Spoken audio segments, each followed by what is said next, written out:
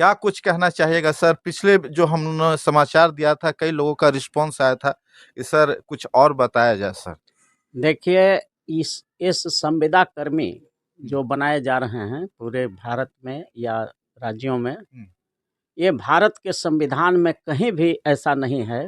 क्योंकि भारत का संविधान भारत को कल्याणकारी राष्ट्र घोषित करता है, यानी कि केंद्र सरकार और राज्य सरकारें देश के नागरिकों के कल्याण के लिए कार्य करेंगे जी। लेकिन ज्यों ही आप किसी बेरोजगार व्यक्ति का बेरोजगारी का लाभ उठा करके और उसको संविदा पर बहाल करना शुरू कर देते हैं, कॉन्ट्रैक्ट पर करना शुरू कर देते हैं, ताकि जब चाहे तब उसको हटा दें, जब चाहे तो उसको रख लें, तो ये भारत के संविधान के विरुद्ध है।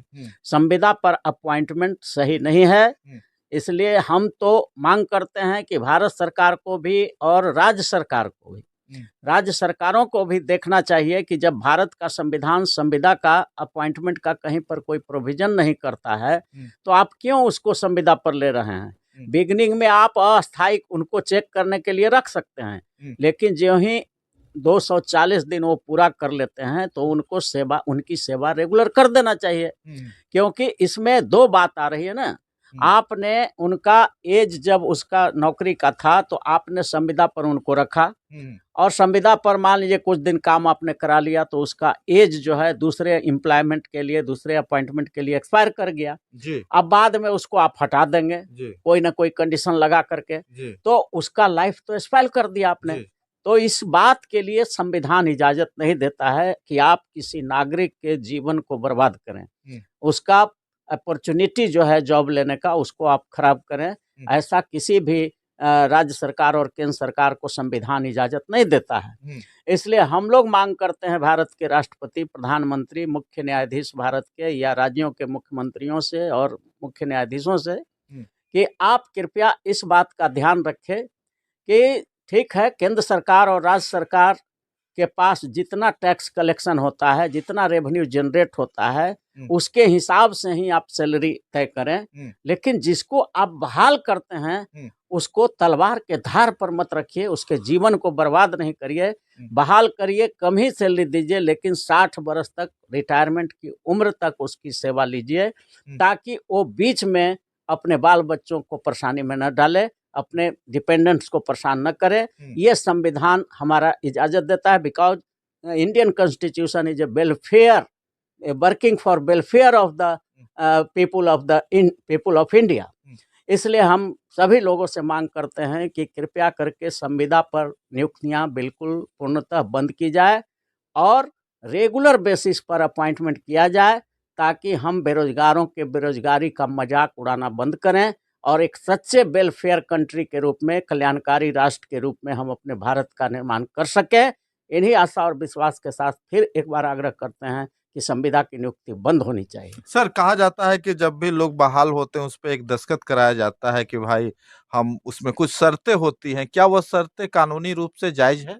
बिल्कुल नहीं जायज है। देखिए, कॉन्ट्रैक्ट एक्ट में एक प्रोविजन है कि अगर कोई ऐसा कंडीशन कॉन्ट्रैक्ट में आपने करवा लिया साइन जो किसी कानून का उल्लंघन करता है, तो ऐसा कॉन्ट्रैक्ट एब इनिशियो नल एंड वॉइड माने गलत साबित हो जाता है। वो कॉन्ट्रैक्ट होता ही नहीं जी। वो शुरुआत से ही रद्द समझा जाता है। उदाहरण के लिए आपको बतला देना चाहते हैं कि अगर हम आपके साथ कॉन्ट्रैक्ट कर लें कि हम आपको हाथ काट लेंगे और हम पर कोई केस आपका परिवार नहीं करेगा, आपका परिवार भी साइन कर दिया, आप भी कर दिए, हम भी कर दिए, 2 गवाह भी कर दिया, लेकिन फिर भी ये कॉन्ट्रैक्ट चूंकि किसी कानून का वायलेशन करता है जी। इसलिए ये कॉन्ट्रैक्ट अवैध होगा, इसका कोई मान्यता, कानूनी मान्यता नहीं है। उसी तरह से बेरोजगारों की बेरोजगारी का फायदा उठा करके आप जबरन उसमें कंडीशन और टर्म लगा देते हैं कि जब चाहें तब हटा देंगे, जब चाहेंगे तो रख लेंगे, तो उसका जब एज एक्सपायर हो जाएगा नौकरी का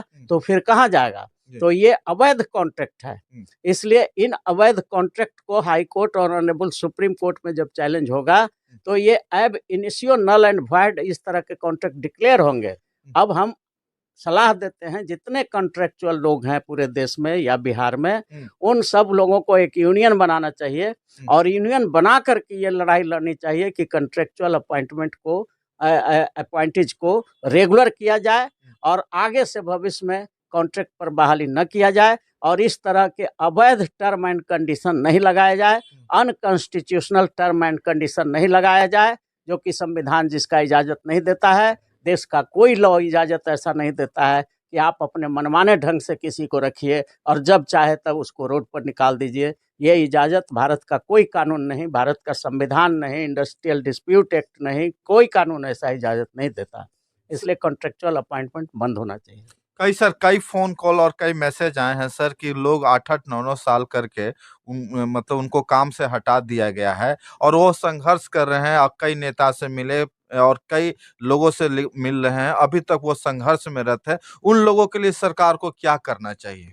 देखिए, सरकार को तो वेलफेयर कंट्री के सरकारों को चाहिए कि वैसे लोगों को तुरंत लिस्ट बना करके रेगुलर सेवा में ले लेना चाहिए और अगर इसके बावजूद भी सरकार ध्यान नहीं देती है तो हम ऐसे लोगों से आग्रह करेंगे कि आप पहले उनको सरकार को लीगल नोटिस दें एटीसीपीसी के तहत कि ये जो आप काम कर रहे हैं अवैध है, और उसके बाद भी नहीं मानते हैं तो पटना हाई कोर्ट में या देश के सर्वोच्च न्यायालय में डायरेक्ट भी, जहां फंडामेंटल राइट का हनन होता है, डायरेक्ट हाई कोर्ट और सुप्रीम कोर्ट में आप आ सकते हैं और माननीय उच्च न्यायालय या माननीय सर्वोच्च न्यायालय इस बात पर गौर करेगा कि अगर ये कॉन्ट्रैक्ट अवैध है, असंवैधानिक है, अनकॉन्स्टिट्यूशनल है तो उसको रद्द करेगा और आपकी बहाली रेगुलर होगी, ऐसा उम्मीद किया जा सकता है।